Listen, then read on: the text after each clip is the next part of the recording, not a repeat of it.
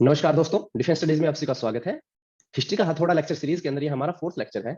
आज के इस लेक्चर के अंदर हम बात करेंगे वीर दामोदर सावरकर के बारे में। तो चलिए स्टार्ट करते हैं।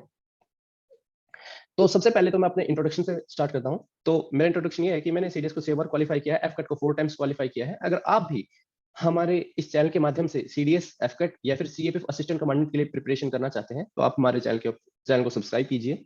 हमने अपनी एंड्रॉइड और आईओएस की एप्लीकेशन के ऊपर बहुत सारे ऐसे कोर्सेज चलाए हुए हैं जो कि आपके लिए फ्रीली अवेलेबल है। आप उनको एक्सेस कर सकते हैं, वहां से स्टडी मटेरियल को खरीद सकते हैं। साथ में ही अगर आप स्पेसिफिकली असिस्टेंट कमांडेंट सीएपीएफ के लिए पेपर 2 की टेस्ट सीरीज को देख रहे हैं तो वहां पर वो भी अवेलेबल है, जिसका टाइमली इवेल्युएशन होता है और साथ में आपको कुछ ऐसी टिप्स एंड ट्रिक्स बता दी जाती हैं जिसके माध्यम से आप अपने सीएपीएफ के जो सपना है उसको साकार कर सकें। तो चलिए अब हम आते हैं अपने टॉपिक के ऊपर। तो टॉपिक है हमारा विनायक दामोदर सावरकर, जिनको प्यार से वीर सावरकर के नाम से भी जाना जाता है। रिसेंटली कंटेक्स्ट ये था कि एक बुक लॉन्च हुई है जिसका नाम है Veer Savarkar, the man who could have prevented partition. तो ये क्योंकि एक बहुत ही कंट्रोवर्शियल बुक है और ये करंट अफेयर में भी आ सकती है, तो इस वजह से हम ये एक्सपेक्ट कर रहे हैं कि इस साल यूपीएससी एक क्वेश्चन इसके ऊपर पूछ सकता है। अब हम आते हैं इनकी अर्ली लाइफ के बारे में। अर्ली लाइफ में ये कहाँ पे पैदा हुए, क्या इनका बैकग्राउंड था और किस वजह से फेमस थे।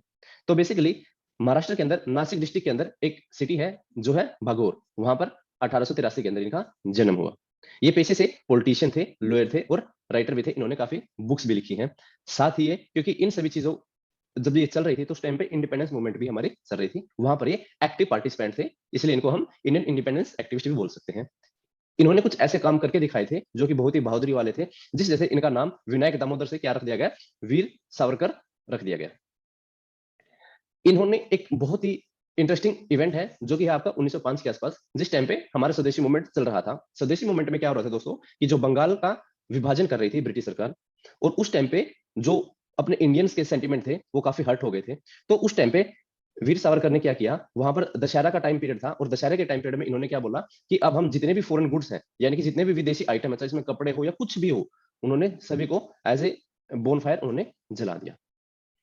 उसके बाद इनके कुछ ऐसे ऑर्गेनाइजेशन के साथ काम किए हैं, कुछ ऑर्गेनाइजेशन इन्होंने खुद भी बनाई हैं और कुछ ऐसे वर्क्स हैं इनके, यानी जैसे किताबें लिखना इस टाइप के। तो उनके कुछ काम है, उनको अब हम देखने जा रहे हैं। सबसे पहले तो इनकी एक सीक्रेट सोसाइटी थी जिसका नाम है अभिनव भारत सोसाइटी। ये दोस्तों एग्जाम पॉइंट ऑफ व्यू से बहुत ही ज्यादा इंपॉर्टेंट, आप इसको स्टार मार्क कर लीजिए, क्योंकि इसके रिलेटेड क्वेश्चन आपके यूपीएससी सिविल सर्विस के अंदर भी पूछे गए हैं, सीडीएस के अंदर भी पूछे गए हैं और आपका इवन सीएपीएफ के प्रीवियस क्वेश्चन के अंदर भी आपको इसके एक दो क्वेश्चन देखने को मिल जाएंगे। इनके जो बड़े भाई थे जिनका नाम था गणेश सावरकर, इनसे काफी इन्फ्लुएंस थे, वो भी एक रिवोल्यूशनरी टाइप की सोच रखने वाले इंसान थे। तो इन दोनों ने मिलकर 1899 के अंदर एक सीक्रेट सोसाइटी बनाई जिसका नाम रखा इन्होंने मित्र मेला। ये कहां पर सोसाइटी बनाई है, ये नासिक के अंदर सोसाइटी बनाई है और नाम क्या रखा, मित्र मेला या फिर फ्रेंडली सोसाइटी। कुछ दिनों के बाद ये फिर क्या चले गए, ये चले गए थे आपके उत्तर यूनाइटेड किंगडम चले गए। तो यूनाइटेड किंगडम में जाके कुछ ऐसे लोगों से मिले जिनकी सोच इनसे मिलती जुलती थी, जैसे कि श्यामजी कृष्ण वर्मा जी से मिले। तो श्यामजी कृष्ण जी वर्मा से जब मिले तो उन्होंने अपनी बातचीत आगे शेयर की। उसके बाद इन्होंने इन दोनों ने मिलकर 1905 के अंदर एक अलग से ऑर्गेनाइजेशन बनाई जिसका नाम रखा इंडिया हाउस। इंडिया हाउस भी एक तरीके, क्योंकि इन दोनों की सोच एक जैसी थी, तो ये भी एक रिवोल्यूशनरी काइंड ऑफ ऑर्गेनाइजेशन है। उसके बाद ये वहीं पे मैडम बिकाजी कामा जी से मिले, तो इनके साथ में इनके जो सोच विचार है वो मिल गए और इन दोनों ने फिर एक सोसाइटी बनाई जिसका नाम रखा फ्री इंडिया सोसाइटी। ये भी एक तरीके की क्या है, रिवोल्यूशनरी आपकी ऑर्गेनाइजेशन है।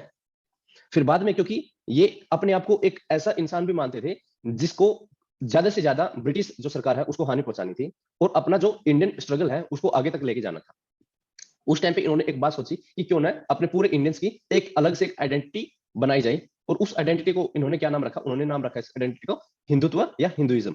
तो हिंदुत्व हिंदुत्व की जो आइडेंटिटी थी, तो उसके बेसिस पे इन्होंने क्या किया, 1915 के अंदर एक ऑर्गेनाइजेशन को क्रिएट किया गया, उसका नाम रखा इन्होंने हिंदू महासभा। वहां पर तो दोस्तों ये एक अलग से एक ऑर्गेनाइजेशन थी, सिर्फ ऑर्गेनाइजेशन थी, लेकिन इस ऑर्गेनाइजेशन ने अपना एक पॉलिटिकल रूप स्थापित कर लिया। वो कब स्थापित किया, 1933 के अंदर। यानी कि 1933 के अंदर जो हिंदू महासभा थी वो एक पॉलिटिकल पार्टी के टाइप से रिप्रेजेंट अपने आप को करने लगी।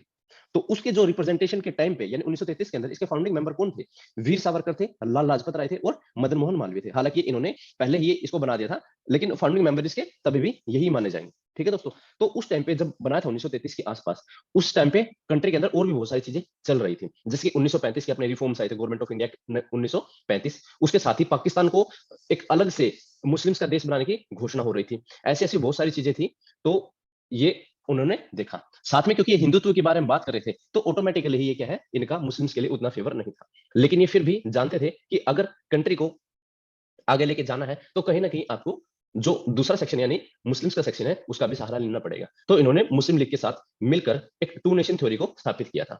टू नेशन थ्योरी को इन्होंने किसके अंदर स्थापित किया? हिंदुत्व नाम की बुक के अंदर स्थापित किया, जो कि हिंदू ये बुक तो आपकी पहले ही आ गई थी, लेकिन जो ये थ्योरी थी, ये उन्होंने लगभग 1939 के आसपास दी थी और उस टाइम पे मुस्लिम लीग का इनके साथ साझा एक सोच विचार था।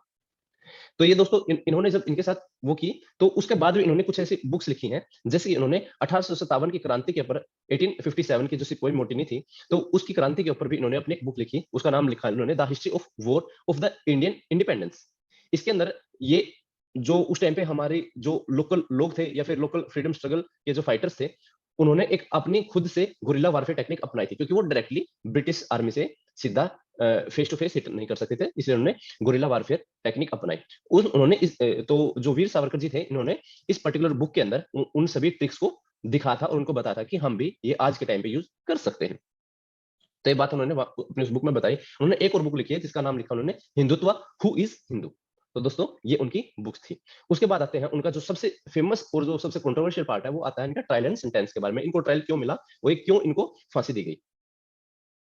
उसके बाद क्या है कि सॉरी फांसी नहीं दी गई इनको, एक जो काला पानी की जो सजा है वो उनको दी गई थी। तो ये क्या हुआ बेसिकली 1909 के अंदर एक हमारा एक्ट पास हुआ, जिसको हम बोलते हैं इंडियन काउंसिल एक्ट 1909, जिसको हम मोरलेमेंटो रिफॉर्म भी बोल देते हैं। ठीक है दोस्तों, इन्होंने उसके अगेंस्ट अपने एक आर्म्ड रिवोल्ट किया। आर्म्ड रिवोल्ट में उन्होंने ब्रिटिश आर्मी के कुछ लोगों को मार भी दिया था और बहुत सारे ऐसे छीना झपटी वाले बहुत सारे ऐसे इवेंट्स उन्होंने कर दिए थे। 1910 के 1900 उस पर्टिकुलर इवेंट्स के अंदर उनको अरेस्ट कर लिया गया।